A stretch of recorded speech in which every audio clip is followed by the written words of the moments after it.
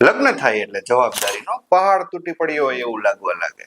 અને ઉપરથી આ હોસ્પિટલના અલગ અલગ પ્રકારના છૂટક ખર્ચા. મેડિકલ વીમા પોલિસી લઈએ તો ઓપરેશન ને સર્જરીનો ખર્ચો મળે, પણ દર વર્ષે વધતા પ્રીમિયમની ચિંતા, ઉપરથી ડિલિવરીનો ખર્ચો પણ ના મળે, અને જન્મતાની સાથે જો બાળકને દાખલ કરવાનો થયો તો તે ખર્ચો પણ ના મળે. એક તો આવક ઓછી હોય અને બીજી બાજુ જાવક વધી જાય છે, બરોબર ને?